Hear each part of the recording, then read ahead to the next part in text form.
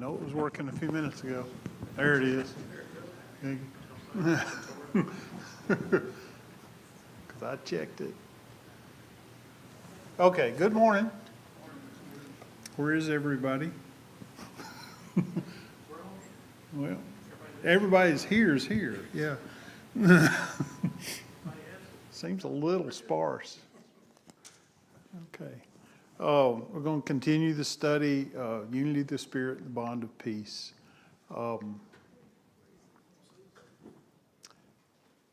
This morning we're going to spend time on one body, many members. I want you to think about as we're doing this, as we're talking about this, if everyone in the church were exactly like you, what would the advantages and disadvantages be to the church? So, as we talk through this. In your own experience, particularly if you're working at a company or whatever, or you've been in the military or anything like that, you probably have experienced having, working with a group. Very few of us work alone all the time. And it is better, and I'm going to use a word that has become loaded, but to have a diverse group in some ways. That word has kind of gotten a bad rap, I guess, because of the way people use it and what they mean by it.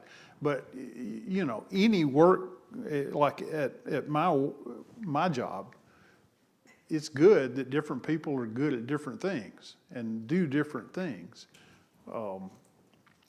I was thinking about that this morning on the way in as to what, and I got to thinking about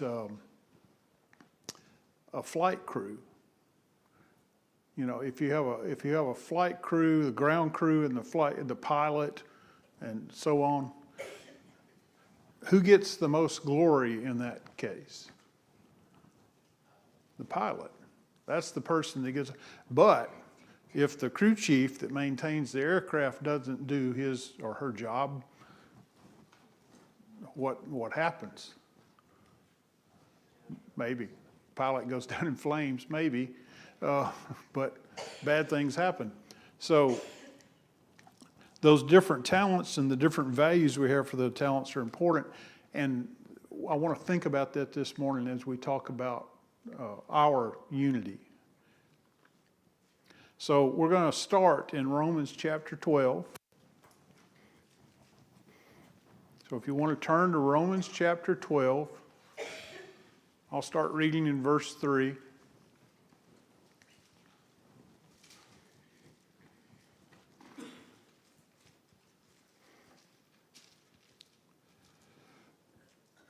For by the grace given to me, I say to everyone among you, not to think of himself more highly than he ought to think, but to think with sober judgment, each according to the measure of faith that God has assigned. For as in one body we have many members, and the members do not all have the same function. So we, though many, are one body in Christ, and individually members one of another, having gifts that differ according to the grace given to us. Let us use them, if prophecy in proportion to our faith, if service in our serving, the one who teaches in his teaching, the one who exhorts in his exhortation, the one who contributes in generosity, the one who leads with zeal, the one who does acts of mercy with cheerfulness. Let love be genuine. Abhor what is evil. Hold fast to what is good. Love one another with brotherly affection. Outdo one another in showing honor. So, Paul's using a familiar metaphor. We've heard it. He actually uses it twice. Not exactly for the same reason, but he uses it to illustrate unity and how we should treat each other in two different cases. He also does it in 1 Corinthians chapter 12, which I'll briefly, just a piece of that. That goes on for chapters, and we don't really have time for that. But But in chapter 12, verses 12 and 13, for just as the body is one and has many members, and although the members of the body, though many, are one body, so it is with Christ. For one Spirit we were all baptized into one body, Jews or Greeks, slaves or free, and all were made to drink of one Spirit. So,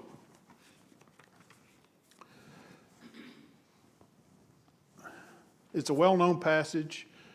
But one of the things I want to notice as we get started, it's bookended by two things, similar ideas. He uses that illustration of the church as a body with many members and different functions and different talents and all those things. But it's bookended with two things. At the beginning, say to everyone among you not to think of himself more highly than he ought to think. So that's on one side. Then at the very end of that section, love one another with brotherly affection, outdo one another in showing honor. That's the ESV, by the way. And I like the way I looked at all the other, and nearly every other translation, they say something like that, but I like what the ESV does here. Outdo one another, showing honor. It gives a very different idea. The other translations I looked at says showing preference, preferring one another, all meaning the same thing, but I like the emphasis of outdo one another, showing honor. So those two things, don't think of yourself more highly than you ought, love one another, outdo one another in showing honor. Those bracket that section talking about the body and the many members. So everything in between is related to that. So that's what I want to talk about today.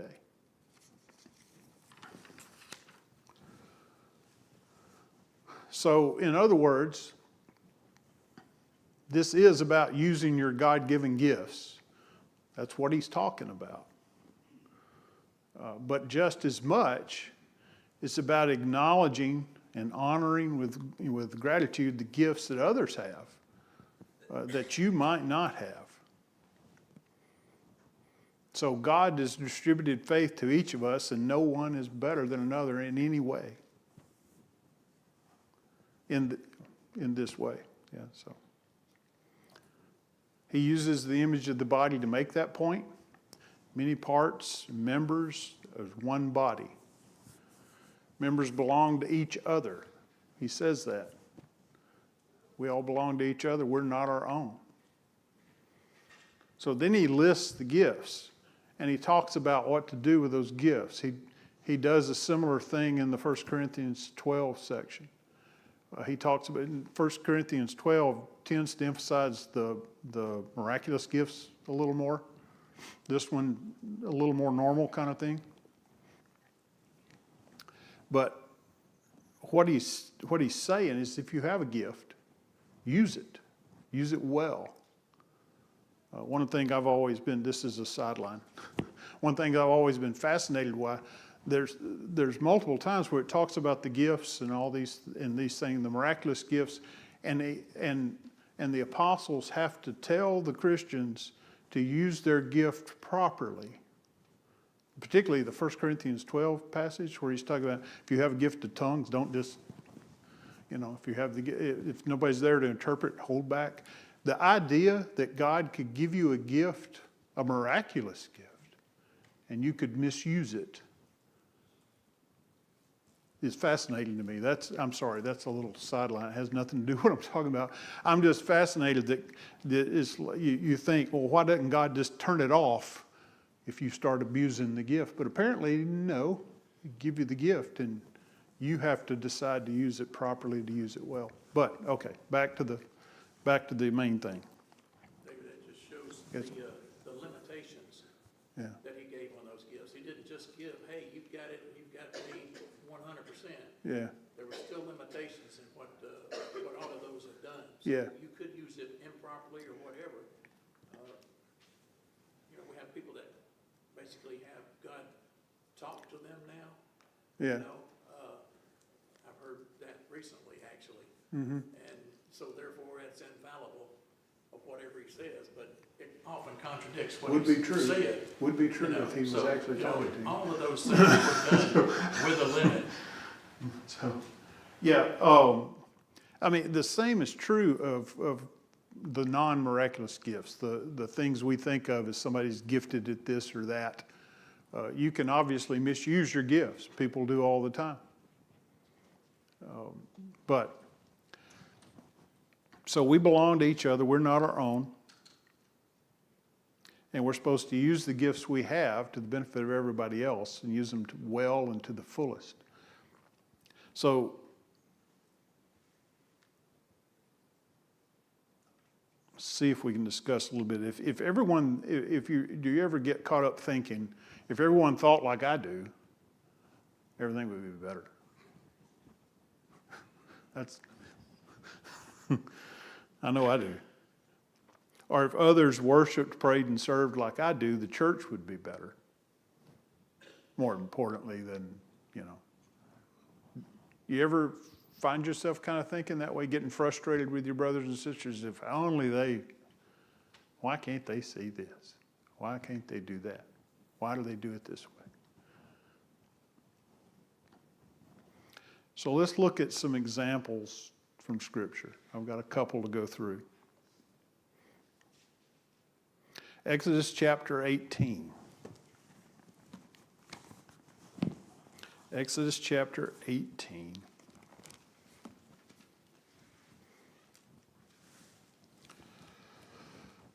I'm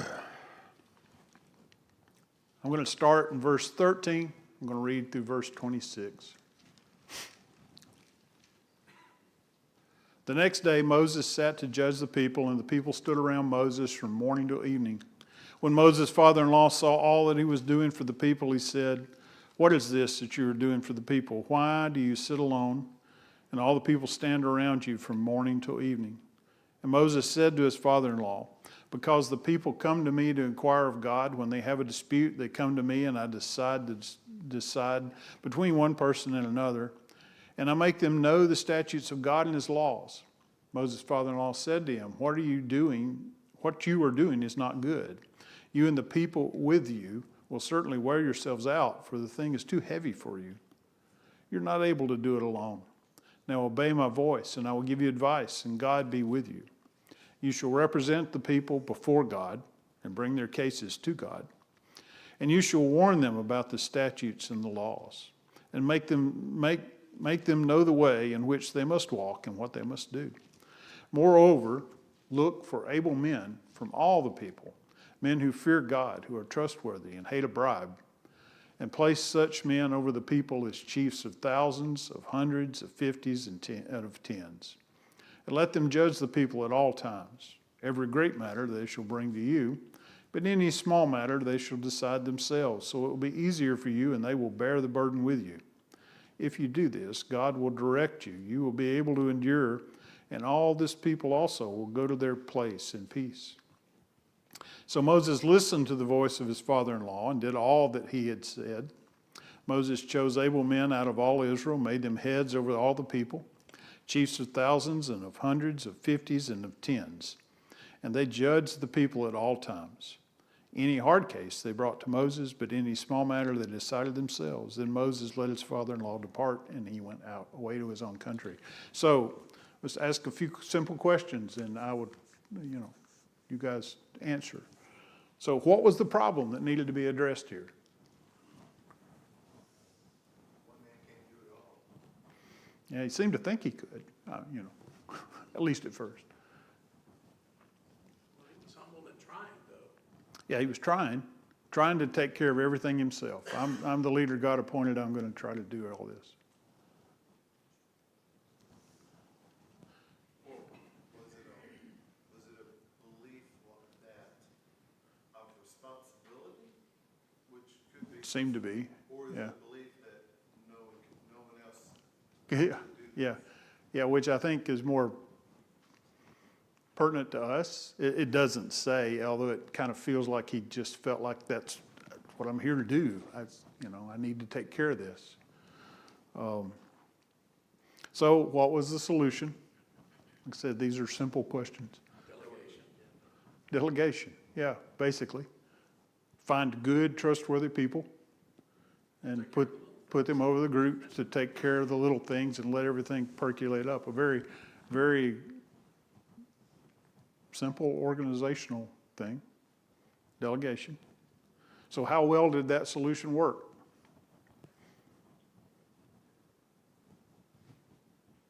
I don't hear well, so. It accomplished its purpose. It did. It did relieve Moses to do the more important things and took care of what needed to be taken care of.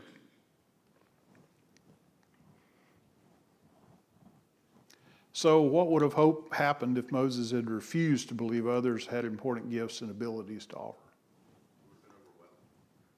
Yeah, he would have been overwhelmed and probably, yeah. At that point, you start, the people are going to start getting frustrated with Moses. I went to him 3 weeks ago with this question, and he hadn't answered me yet. He also wouldn't have time to fulfill his other duties. Yeah, and maybe the more important duties. He's worried about a dispute between two people in the tribe of Benjamin that are fighting over a goat or something. I don't know. It's just like in the New Testament where it was told to appoint deacons to take in. I mean, it was for this same basic purpose. You're getting ahead of me. Oh, I'm sorry. I've got 2 examples to go through. So A lot of times people in the secular world will take and delegate, and then they will micromanage anyway, which basically makes them of none effect. yeah, I mean, do you know people? Maybe you are people that tend to think, I'll just do it myself. I can take care of this. It's easier for me to go ahead and do this than it is for me to delegate it to someone and if I need to, coach them through that. I've had bosses like, yes, Joe. Well, I think in that situation, Moses has to let go of the idea that I'll do it better. Yeah, I'm going to entrust you to do it. You're going to do it. And I'm confident that you'll do it well. If you have questions, let's talk about it. But otherwise, if you make a decision about that goat between those two, that's the decision. Yeah. And that's the way they have to live with it. Otherwise, the delegation is for naught. yeah. I know I've had a lot of different leaders over time at work. Some of those have been micromanagers. And what do you feel like when you've got somebody that is micromanaging your work? If you're the delegatee, Yeah, then you feel like you don't even have a job. Yeah. Because it's basically run around you. And they're not taking advantage of the resource that they have if someone is able to do that. yeah. And it becomes, well, it's bad management, actually, in a business. There's nothing I hate worse than working for a micromanager. And I am probably, as a manager at work, I'm probably a little too far the other way, just personally. But I tell you what I feel. What I feel is this person doesn't trust me to do my job. You hired me to do my job. You tell me I have the expertise I need to do this job, and you apparently don't trust me to do that job because you're always in my business. I had a plant manager once when I was engineering manager at the plant in Heflin, Alabama. I had a plant manager once. We had not to get too detailed, but we had an extrusion, a machine that it's a large machine with a screw in it, and a bolt had dropped into this screw and ground it up and jammed it. So I was the engineering manager, so I had engineers, I had people on my team that I was trusting to take care of that problem, to get that screw out of there, working with the maintenance team. I go up there to check this to see how things are going, see where we are. And on top of the machine, standing up on the machine with a wrench in his hand, was the plant manager. Okay. He was perfectly competent to do that, but is that his job? And number one, he's 2 levels now. He's now jumped 2 levels. He's jumped over me and is managing my stuff. That kind of thing just trust me to do my job. And I'll trust my people to do their job. So, what other thoughts? Yeah. He's also, one of the results had to be that he was growing leaders, growing teams, and we see that with any successful kind of team. Yeah. We don't see micromanaging. We see people that are put in charge of something, and they just do it. And maybe they need to be told something to do, or it looks like the way this is set up is what they needed to do just came to them once it's set up this way. Yeah. Micromanagement often makes people feel useless and a lot of times brings about resentment. So then it changes the way they do their job and they're not being looked at. Yeah. So now they're not doing a good job, and you can't trust them. so, yeah. Anything else before I move on? It does look like, though, before you appointed them, that, and thou shalt teach them the statutes and the laws and show them the way. Yeah. So it does seem like, I'm the opposite manager, right? You should just know what I want. I shouldn't Right. have to tell you, Right. right? Yeah. So, Yeah. and then when you don't do it the way I want, I'm like, why didn't you do it? You never told me. So while one is a problem, like when the elders ask the deacons, what kind of carpet you putting in and that type of thing. But then if you give them no guidance, like, whatever. Yeah. Well, so it's the happy medium. I'm gonna give you some guidance. I think everyone's heard me tell the MacArthur story about his final exam at West Point. But I have that guidance. I don't know if I've heard you tell that story. You want to tell it? The freshman class, now this is maybe old wives' tale, right? Yeah. But the freshman class that General MacArthur was in at West Point, their final exam was the professor gave them this schematic of this tower and then gave them a topographical map of this hill. And their final exam, their 3-hour written out final exam was explain, you're a new lieutenant at this battlefield and your job is to get this tower built on this hill. Please explain how you'd accomplish that. Everybody's writing. And MacArthur's there for 15 minutes, turns in his paper and leaves. And the next day, the general who's teaching the class says, I'd like to read to you the only A from our final exam yesterday. And it was General MacArthur's. And his exam said, Sergeant, see this tower and this map? Build this tower on that hill. Yeah. You Exactly. delegate, you give them, tell them what you want. Yeah.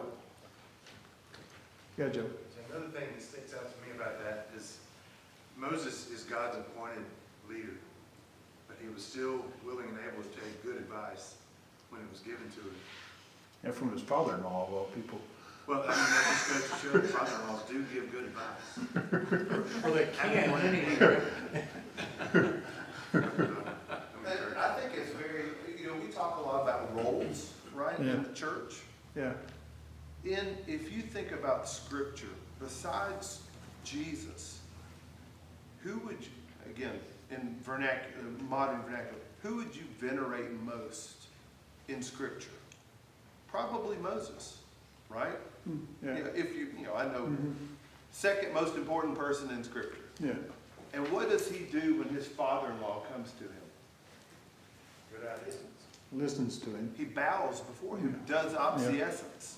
He bows before him. He shows his role as the son-in-law. I may be ruler of these people, but I'm going to honor that you are the father of my, I owe you. So knowing his role too, he listens to good advice, not because the other person's, he's older, wiser. He Yeah. may not be the leader, but he's older and wiser. Yeah. Okay. So let's look at Acts chapter 6.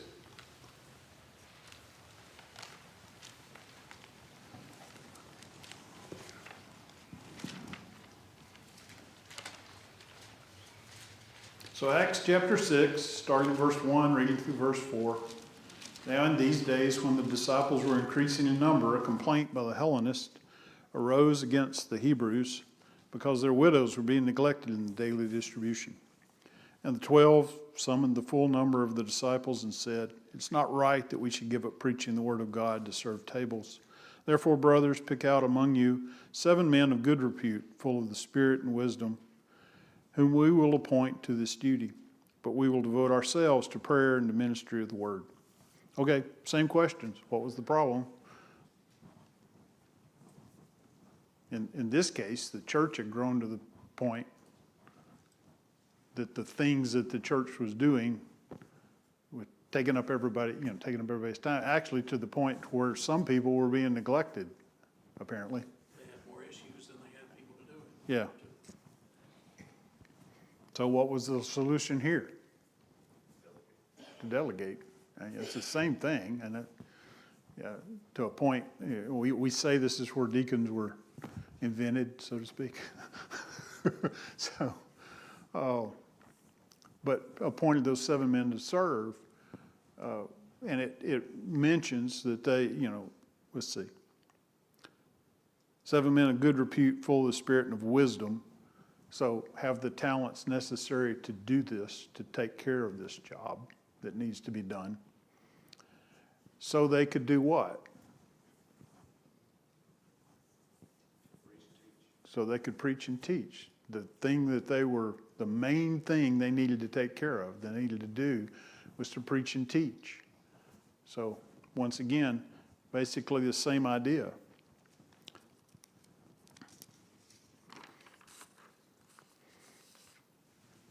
So thinking about all that and just continuing to walk down this path, rightly or wrongly, what spiritual gifts do you tend to value above others?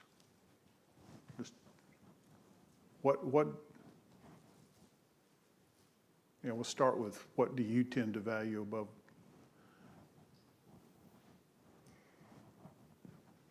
What are the most important gifts in the church? Not the miraculous ones, because we're not doing that anymore. So, often we tend to elevate the preacher, I'm sorry. Some people who Oh. just have a talent for teaching. Yeah, Others, like myself, if I was, just one of those that read it word for word, yeah. because I can't keep a thought in my head that long, So I would say it is a talent to be able to teach. So, broadly speaking, we tend to value the public roles, the things we see that's really obvious to everybody.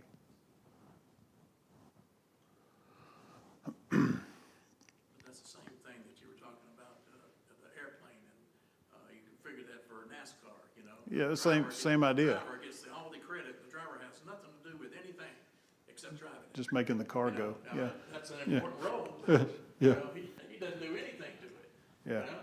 Yeah, there's a whole crew of people with very specific Yeah. talents, so to speak. I just asked what do you tend to, but I think, and you can tell me if this is true or not, rightly or wrongly, what spiritual gifts does the church tend to value over others as a collective whole? I think the answer is the same, because I'd made my notes, but I didn't do it when I got here. I was going to ask that question first. And so, We tend to think that, but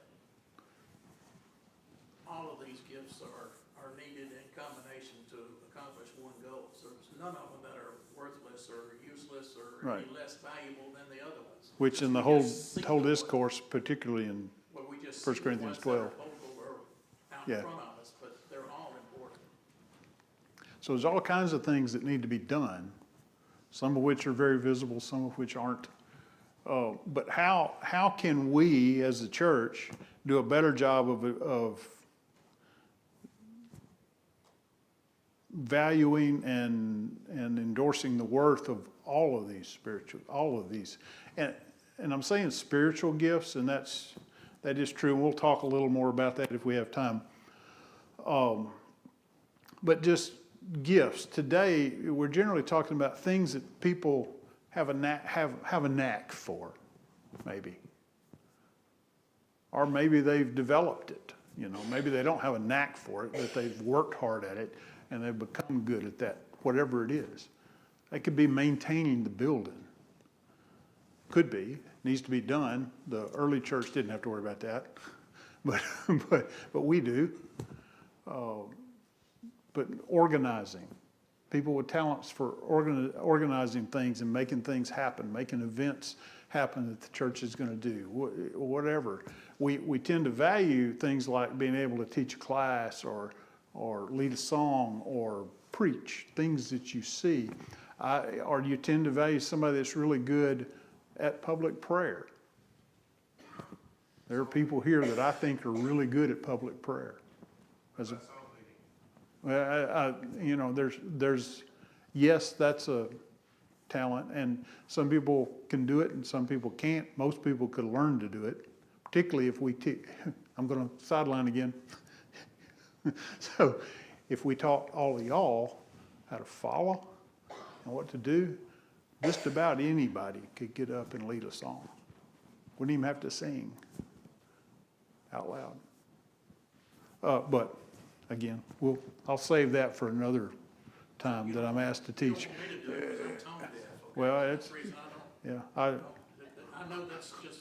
I'll swing back to that one someday.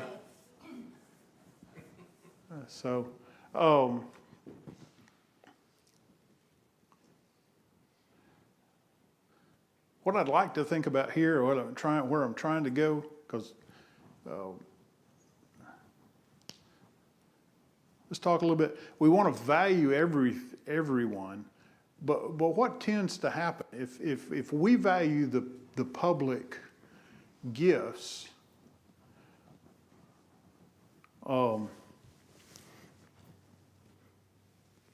It's where I'm not showing the gift for teaching because I can't figure out how to say this. So we value the public gifts.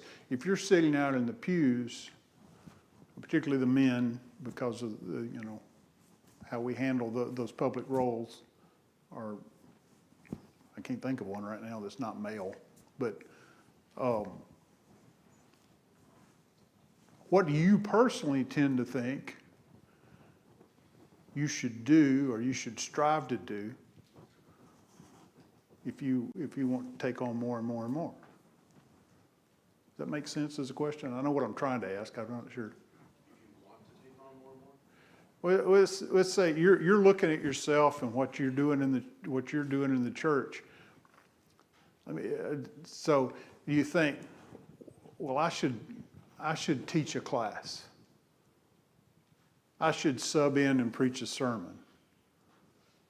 I should lead a song on the fifth Sunday, singing thing, or volunteer to lead a song. Even if you're not good at it, you tend to think that's what I should do. I will be, am I wrong? Yeah. So what ends up happening in the church? This is where I'm trying to go, because this is kind of wandering off from, but we should value all the gifts. Whatever somebody is able to do, they should do it well. So people who don't have the gift to lead singing, get up and lead singing, is that what you're saying? No, but that's what we do. If somebody volunteers, if they raise their hand and said, put me down, I'll lead singing. Do we not let them? We always let them. And more to the point, to teach a class or to preach a sermon. If somebody is not good at it, maybe they're trying to learn and they'll get better at it. There's a place for that. There's a place for the training, the learning, the developing the skill. But do we also often let me put it this way, does the church misuse people's gifts by putting people in roles that they're not really equipped to do because they volunteered? I think we do. Now that's hard. Somebody is showing the willingness to do something, particularly as the congregation, we're growing so it's getting easy, but the smaller you are, it's like, well, I just need somebody to do it. And this person's volunteering, so hey, yes. But Where's the line between misusing the gift and allowing someone to? yeah, develop it. Yeah, there's a line there, and I don't want to go too far. It's like, but I think we should think about that, and our leadership should think about that. I believe it's making sure that the right people are doing the right things, the things they're equipped to do. Yes, Dennis. If you never challenge yourself or allow yourself to lead an open, a public prayer, True. the first one, Yeah. Yeah. it's gonna be a simple prayer, which is fine. Yeah. But if you never do it, you'll never improve and you'll never be able to do it. Right. Right. Yeah. And I don't want to go too far there, but even when what I'm trying to say is we need to think about that, because if maybe somebody's tried and they just really don't have the knack for it. We know that happens.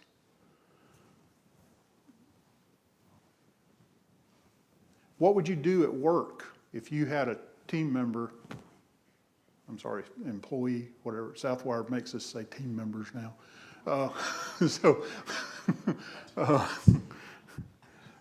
Become ingrained, that is not good at their job. What do you do? Well, the one that is good at the job, or the team member, should go to the one that's not, and maybe show them ways of improvement, maybe Yeah. things that the person that isn't good at, ways that maybe that they can relate to, things that might be able to help them be more productive in whatever they're trying to do. Yeah. And the same things with the church, when you have a young Christian that doesn't know what, say, I guess if I were a seasonal Christian, or one that's been in the church a while, you should be willing to take up the young Christian under your arm and show him or her, I say him because I'm a guy, the ways of the roles that, say, the male should do, and the females say the same. Yeah. Females do the same thing with young ladies. Just show them the way of the church. That's how we all grow together. And even if you are teaching someone, so a lot of times, 9 times out of 10, the one that's teaching will actually grow with the one that they're trying to teach. True. So what if they still don't get it? They're just not going to be good at whatever it is that you've tried to teach them. How do you handle that at work?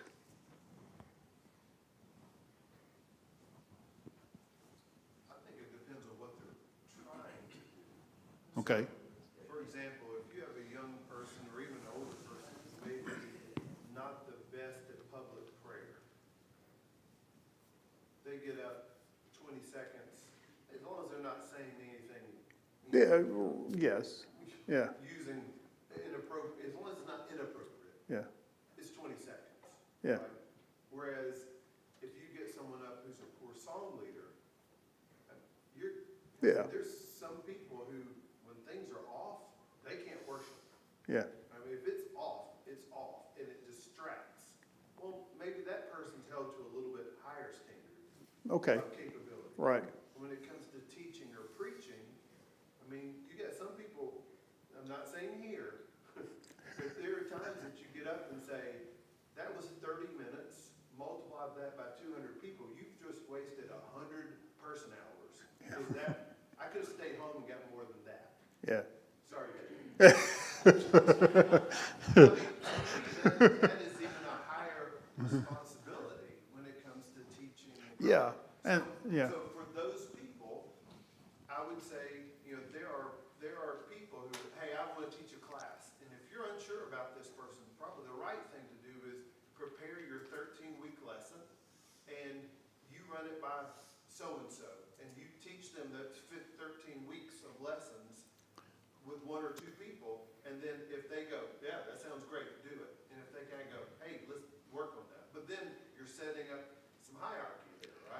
Yeah, That's the problem is, you have to have the ability to say, brother, this isn't your talent, or sister, you've poisoned the entire congregation last week, no more potato salad. I mean, at some point, you've got to, can you say no? yeah. Right, and that's my point. Go ahead, Ricky. In connection with that, it's different in the sense of, as far as at work as opposed to here, because hopefully that person has the right heart into it and, you know, when they try to do something, even if it's wrong, as opposed to just totally not having talent on, you know, at work, you can say, well, you know, but you know, the heart is right on the Well, one. yeah, So, yeah. you know, you can't treat them exactly the same because Right. it's more Yeah. to it than that. Yeah, the work metaphor only goes so far, so. But if So, there's the yeah. right heart, right? If I Right. get up and I want, it's Valentine's, and I want to play the piano and do a beautiful sonata for my wife, I'm not gonna sit down at the piano the night before or that day and try to play it. Yeah, I'm gonna work at it and practice it before I do it, quote unquote, in public. Or- true. Yeah, that gets into a class I've thought about working on, in worship in general. So, lead worship, yes, ma'am. I kind of wanted to show the shoe on the other foot. Mm-hmm. Sometimes some people are so used to using so many talents that they forget that there are people who come in, or new Christians that kind of come to the fore, who bring in new talents that want to help, and it's hard for them to kind of let go of how many things they're doing and let people come and help more, other people. The people that are already doing the whatever, Yes. yeah. Yes. To- And yeah. it's hard for people sometimes to do that, or to recognize that there are people wanting to Yeah, do more to help and exercise more talents. so thank you. I think that pulls me back to where I was actually supposed to be going. So, what, yes, sir. I think something needs to be said here, and I don't know that you were going there, but what we were talking about, those that are visible and those that are not, I think a lot of times this gets set up as far as the women in the congregation. Mm-hmm. And I think because the men are the ones that are always doing the things here and there and everything, that I think the women sometimes feel like they're not as important, but that is totally not the case. But because they have a lot of roles that are It's not public. not seen, a Yeah, lot of not them. seen, yeah. And, but without the women, we'd have a very difficult time getting things done, for sure. Mm-hmm. But, you know, a lot of times the women are, maybe feel inferior, or, you know, I'm not trying to speak for them, but I know that there's a situation there to where, because the way that God said it, you know, that they don't get the roles that are public, and they don't get seen for things, and, you know, I'm here to say, and what the scripture says is that all of those roles are important, very important, and just because you're not seen doesn't mean your role is not important. So, you know, I give credit a lot to the women that, especially that never get credit for anything. So they should feel that way. Of course, it's easy to say that, but, you know, it's a tough role there, because they don't have it as the same way as we do. And maybe I should be talking about this in a men's meeting instead of, you know, So- Dan was speaking for all the ladies, but I know they feel that way sometimes. So since the second bell rang, quick, as you said, the people who are doing all those things already, when a newcomer comes in with talents that they would like to share, what did Paul say? Do not think of yourself more highly than you ought, and outdo one another in showing honor. So that does, I think, that's what we should do. Because I know when Yeah. I first got here, Yeah. I wasn't gonna come out and say, hey, I used to do this, this, and this, y'all should put me in the pulpit, Yeah. But then the elders don't want to come to you and say, hey, let's put you to work, brother. Yeah. So it's this balancing act because you don't know each other. How, Yeah. how fast do I get involved and how fast do I ask? Yeah, you've got to know each other. Yeah. So, okay. Yes, ma'am. Jennifer, this is for you, sweetie. It's also okay to say, can I help? Somebody can help. That's true. Jump in. Jumping in. So, thank y'all.